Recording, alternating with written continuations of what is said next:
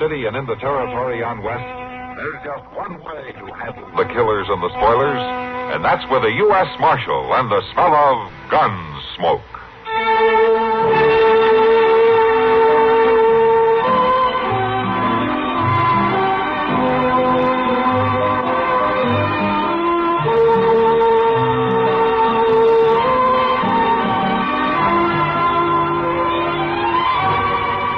Gunsmoke, starring William Conrad.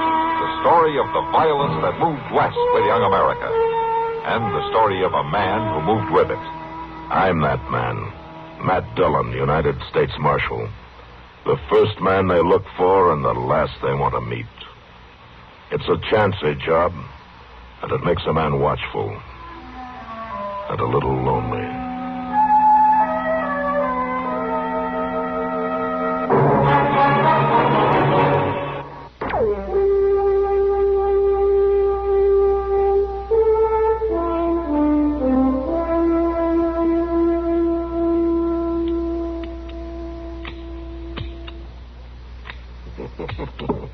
Well, you must have rode out of the war with this gun, mister. I'd thank you just to tell me if you could fix it. You fought for the rebels, didn't you? I'm proud I fought on the side of honor. Yeah, sure. I can always tell by the gun. A piece like this, that's a copy of a Navy coat. About all you rebels could get sometimes. Can you fix it? Can you put it in firing shape? No, that's a very old gun. If you can't fix it, hand it back. I've not time to wait. No, hold on your horses, mister. I can fix it all right. So when can I have it? I could even fix this so it will fire metal cartridges. You could even use 38. All right, just so it'll work. But I don't see no sense to it. How long will it take? No, there is no sense to it, mister. You are wearing a much better gun right now. There's nothing can beat those new Colt Peacemaker. I have a special job for this gun. But it can't be nothing that the new 45 can do. This gun missed its chance once. I'm going to see it doesn't miss it again. I'm not sure I know what you mean, mister. You just fix the gun. When it's in firing shape, bring it to me at the Dodge House.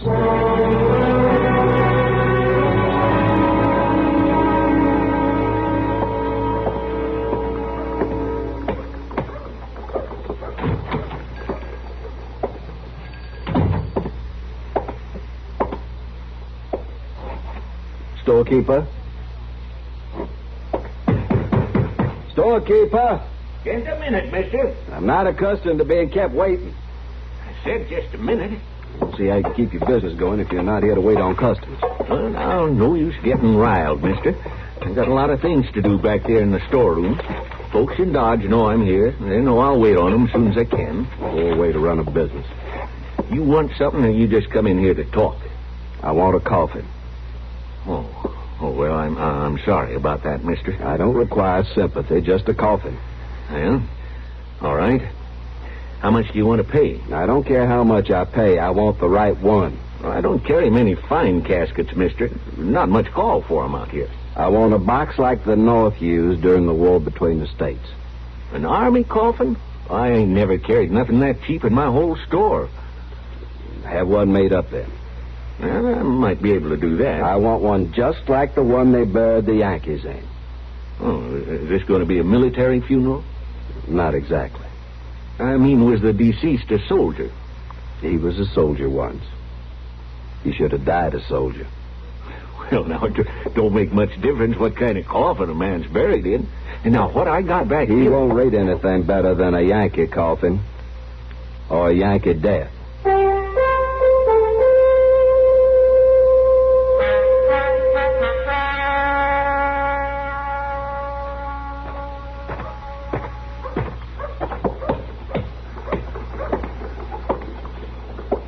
Sir? Oh. My name is Yancey Groat. I'd like some information. Why, sure, Mr. Groat. Be glad to tell you just about anything you might like to know. My name's Chester Proudfoot. I want to bury him. Oh, my gracious, Mr. Groat. That's a shame. And I want a preacher to read the service. Sure you do. It's only fitting. It's a funny thing, though. What? Well, I can't recollect anybody around these parts who's died recent. It doesn't matter. Well, now, Mr. Groat, begging your pardon, but it might matter a good deal. All I want is the name of a man to read the service. Well, now, that's just it. Some folks would want one kind of a burying, and some folks would want another. Folks around here who call for a preacher seem to like to be spoke over or sung over. Just give me a name. They either like a lot of words telling what a fine fellow there was, or they like to be sung away gentle-like. Is the body here in Dodge? Not yet. Oh. Being freighted in, is he? No. He's riding in.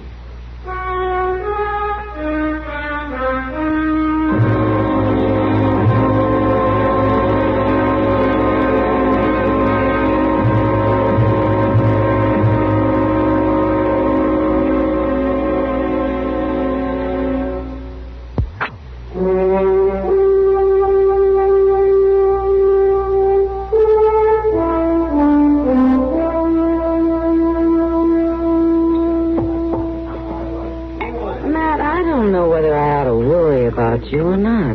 What? Well, you're almost beginning to live like a normal man for a change. Oh, how's that? Well, you've been staying around town, not riding off all over the countryside. You've even taken time to eat most of your meals sitting at the table. Yeah, and I've let out a notch in my belt, too. You look fine, Matt. Oh, thank you, Kitty, but just so it doesn't go too far. What do you mean? That'd be a fine thing if I got up one morning and couldn't buckle my gun on, wouldn't it? Be all right with me. Kitty, it's because it's been quiet lately. There you are, Mr. Dillon. I declare I've been looking all I knew over it for you. couldn't last. What is it, Chester? Excuse me, Miss Kitty. Sure, Chester. Well, Mr. Dillon, it ain't exactly trouble. It's more amusing like. Oh, what's the story? Well, I guess it ain't a story exactly neither. Well, for heaven's sakes, Chester, say it out, whatever it is. Well, it's about that fella I met out on the street. What fella, Chester? Name of Groat, I think it was. Yancey Groat? Why, yes, ma'am. You know him, Miss Kitty? I've heard about him. Well, I tell you, it was real comical. He come up to me. Chester, what did he come up to you about? Well, that's just it. He come up to ask about getting a preacher for a burying. What's so funny about that? Don't you see, Mr. Dillon?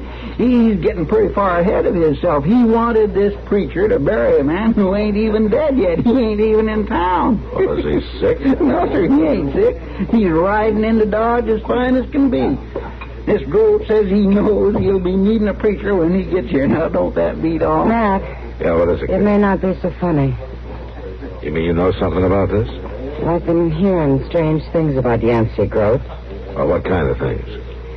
Well, old Walt Dow was in here the other night. Or did he sell Groat a gun? No, not exactly. But he was telling the boys at the bar about how this stranger wanted him to fix up an old Confederate pistol.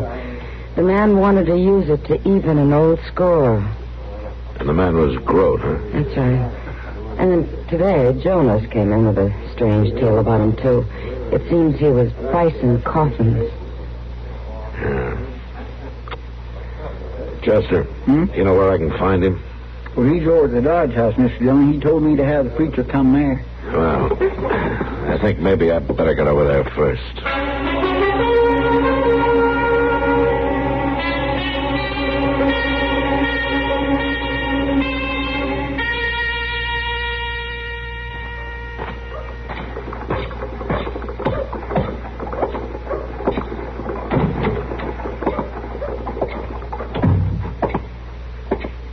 Hello, Toby. Oh, evening, Marshal. You, got somebody registered here by the name of Groat? Why, yes, we do. Yancey Groat, Southern gentleman. Uh-huh. Is he in his room now? Well, now, Marshal, I don't keep track of all the guests. Which room is his, Toby? Second from the top of the stairs. Thank you.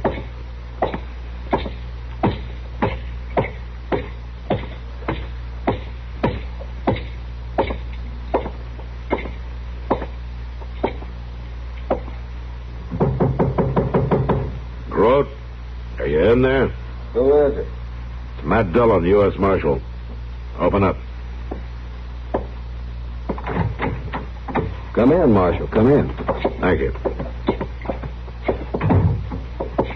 Let me get those rags off that chair so you can sit down. No, never mind. It's all right. I've been polishing my gun. Oh? Is that the one that Walt Dow fixed up for you? You know about that? Well, half of Dodge knows about it. The old man talks a lot. You have to admit, though, it was no ordinary job. Fixing an old, worn-out gun. No, I suppose not. Dow does nice work. You care to take a look at it here, Marshal? Got the action, nice and easy.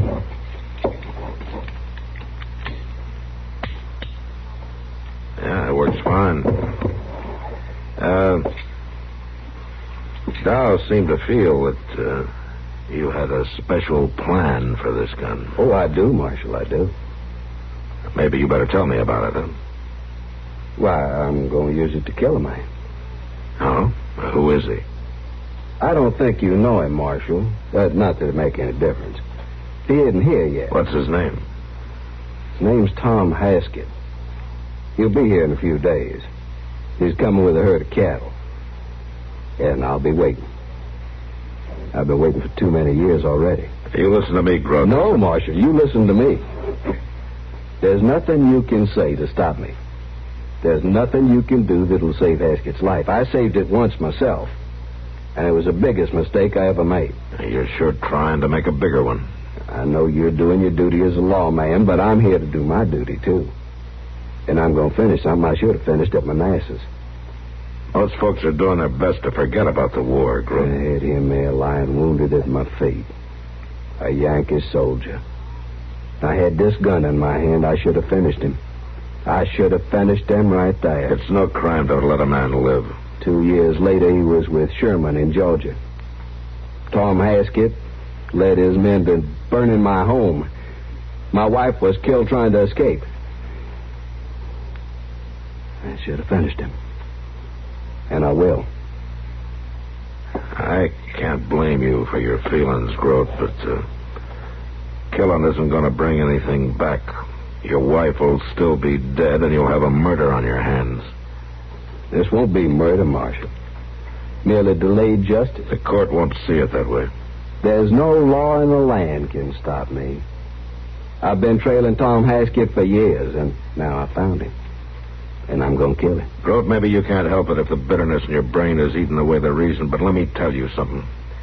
You're not going to work out your revenge in Dodge.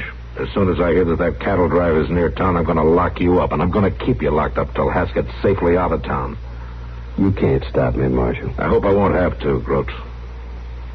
I hope maybe you'll stop yourself.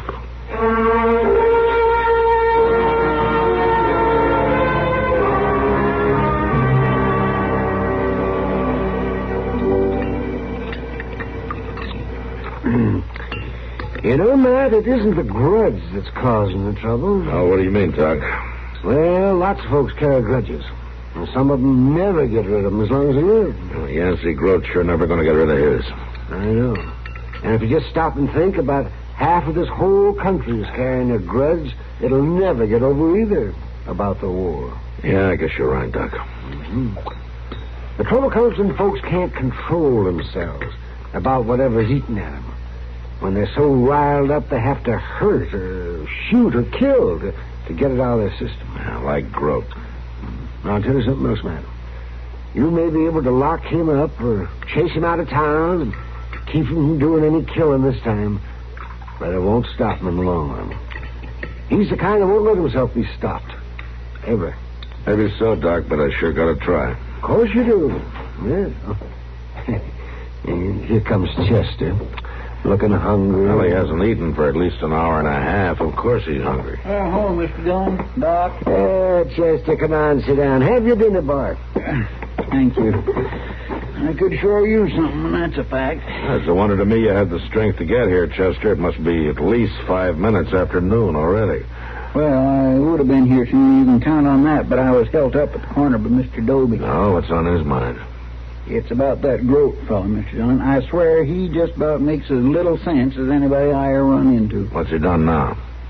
Well, it ain't that he's done nothing. It's what he ain't done that makes you wonder. What? Well, you know how he was going around town making all kinds of arrangements for a burying. Yeah, go on.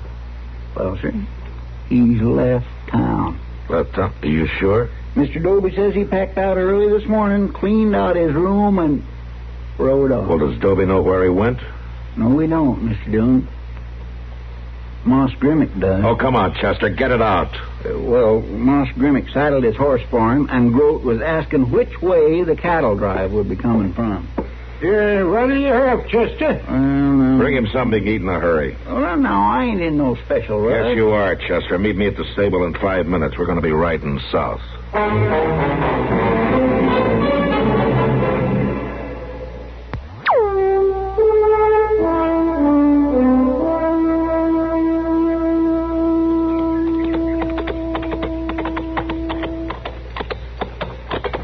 You the cook for this outfit, mister? Well, I ain't no painted lady. Could I have a few words with you? We don't need no more hands on this drive, fella. We're almost to Dodge. I don't want a job. I just want some information. All right. You ask the questions, but I ain't promising no answers. Fair enough. Can I tie my horse here? Sure. Just keep him out of the beans. I'm looking for a man named Tom Haskett. Oh? I heard he was with your outfit. Is that a fact? I'd like very much to find him. We haven't seen each other since the war. Is he on this drive? Well, why don't you hang around and find out, mister? I could do that, of course, but, well, to tell the truth, I'd like to surprise him. Well, now, ain't that pretty? I know it may sound strange, but I don't think he ever expected to see me again. Oh. And I'd like to work it so our meeting is sort of private. Well, there ain't much privacy out here on the plains, mister. Well, you could help me if you would. Well, what do you want me to do? Over at that creek bed where those bushes are, I thought I might wait for him over there, and then you could send him over when he gets back to camp. Well, now, why should I? I'd be glad to supply a little something to wash the dust down your throat. Oh? Drinking whiskey? Drinking whiskey. It's in my saddlebag. Okay, mister. And it don't make much sense to me, but I'll speak to Haskett when he comes in for his supper. I'll be waiting. It's been a long time.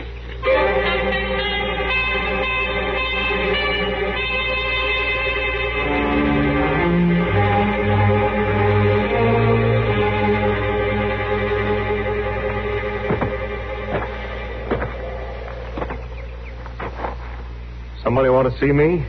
You Tom Haskett? Yeah, I'm Haskett. Over here.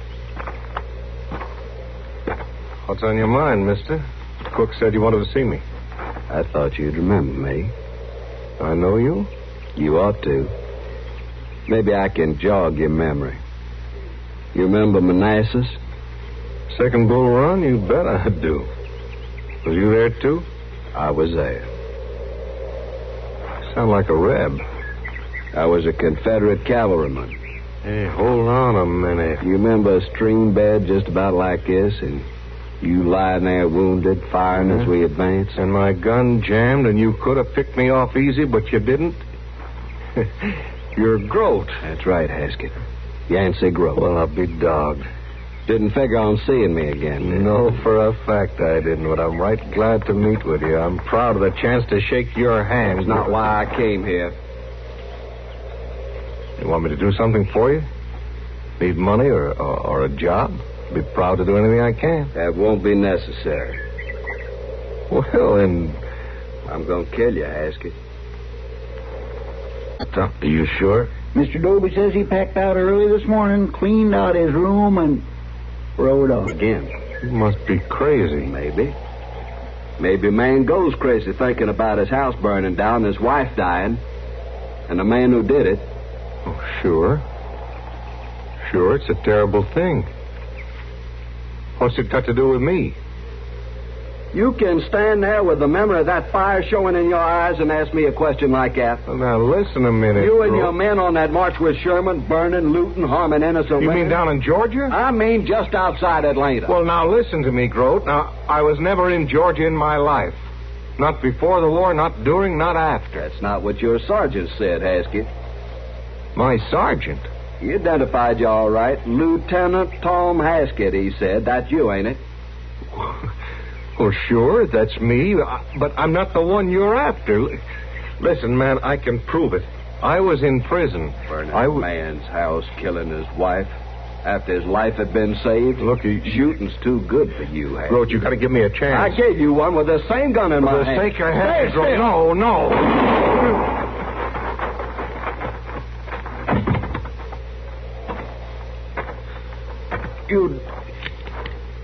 You didn't have... Groat. You're too late, Marshal. I said drop it.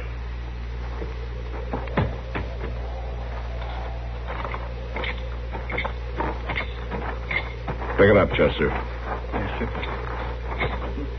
Is this Haskett? That's Haskett. But you're too late, Marshal. Haskett? Can you hear me? He's crazy. He's stark crazy. Chester. Yes, sir. Get over to the cattle camp and borrow a wagon. We got to get this man to Doc. Yes, Mr. Chairman. You save his life, I'll just get him again. I don't think you're going to have the chance, Groat, one way or the other.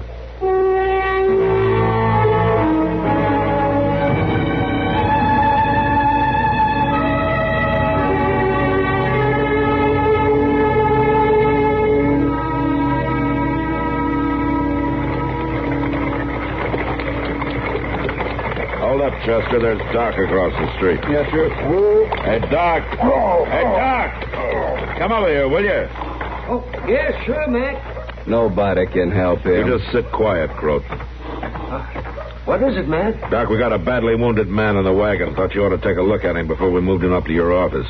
Oh, that's a good idea. Yeah, help me up, will you, Chester? Sure, Doc. Give me a hand. Yeah. Thank you, Chester. Now then, you just lie still. Let me see. Easy on it. It'll just be a minute.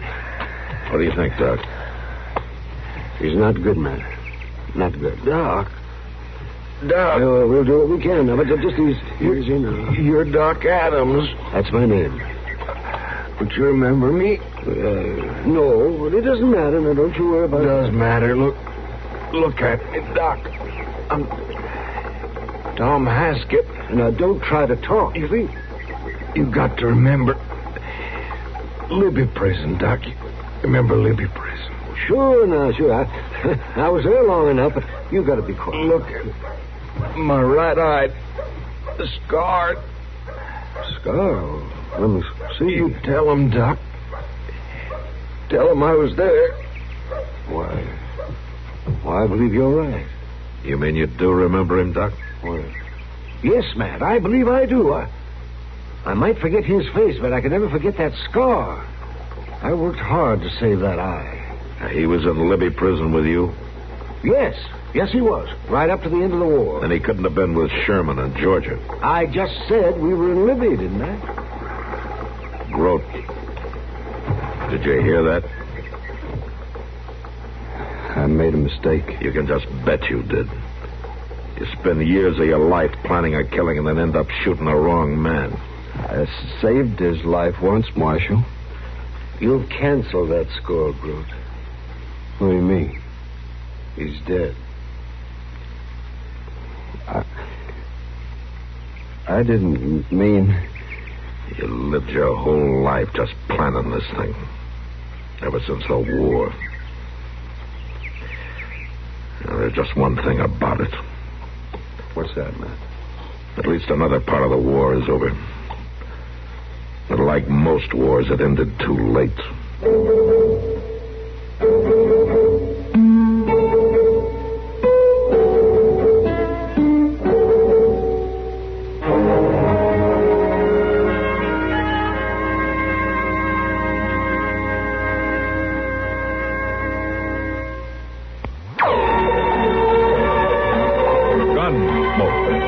Produced and directed by Norman Macdonnell, stars William Conrad as Matt Dillon, U.S. Marshal. The story was specially written for Gunsmoke by Marion Clark, with editorial supervision by John Meston. Featured in the cast were Harry Bartell, Lawrence Dobkin, Jess Kirkpatrick, and Frank Cady.